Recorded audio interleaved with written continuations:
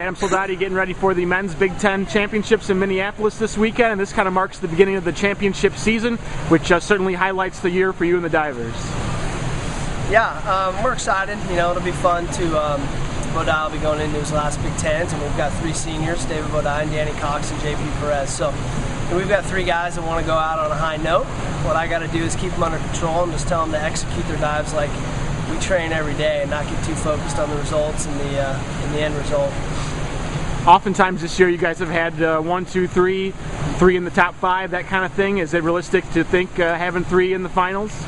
Yeah, I think it's definitely realistic to have that. We don't want to focus on that though. We just want to focus on executing our dives the way that we know that we can, focus on the cues that we need to execute, and then let the results take care of themselves. But I think if we're reaching our potential, then yes, that's realistic to think 3 in the finals.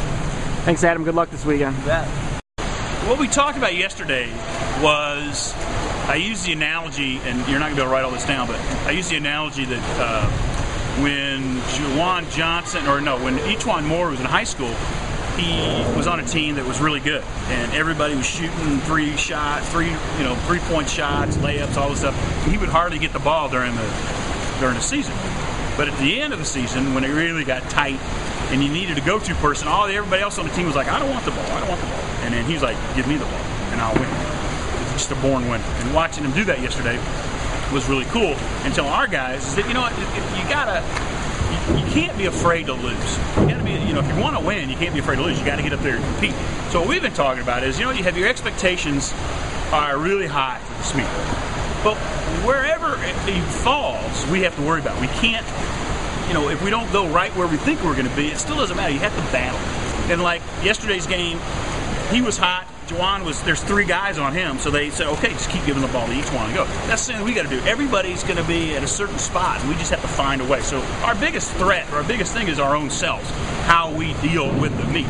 It's the fastest meet these guys will ever see. Some of the freshmen can't even imagine this meet. Okay, we tell them, but they still, until they live through it, it's hard to imagine how fast it is. So that is the biggest thing for us to handle, is how do we handle ourselves in this type of competition?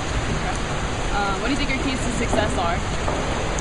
I think it has to do with doing what we're capable of doing. 100% of that, not worrying about anything else. Just and taking the ebbs and flows that will happen in every competition and deal with it. Whether they're positive or negative, you got to deal with it and then keep it going. I told these guys yesterday in our meeting that, when I was a kid, I used to wonder if the crowd was into it so much, even if things went bad. Usually when things go bad, the crowd's silenced and they sit down. If you just kept going and just willed your team to win, what would happen? I thought yesterday our paint crew, even though they'd make a free throw, they never shut up.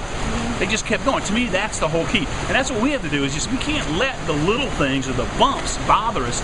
We also can't let something really, really positive, make us too excited. We just got to do our job and keep going. So that is what I expect them to do. That's how I expect them to handle it, is to just compete. And it's about 4 days. So most of these guys are used to their high school state meet, which is, 2 sessions, and you can just be emotional, and you can be going crazy, but you can't do that in a Big Ten meet. It has to be session after session after session, and you take your briefcase, you take your cap and your goggles out, you go do your business, put it back in the briefcase, go back to the hotel. And you have to do that over and over and over again. And the teams that can handle that the best are the ones that will succeed. There's so many good teams, that becomes the deciding factor. There's probably 3-4 teams that can win the meet, but when you get going, it probably all comes down to 1 or 2 teams, because one team gets the momentum going and the other team doesn't. So how we handle that is going to go a long ways. And if we want to win a Big Ten championship, our guys need to learn how to believe they can do it. So no matter what happens, you just keep fighting.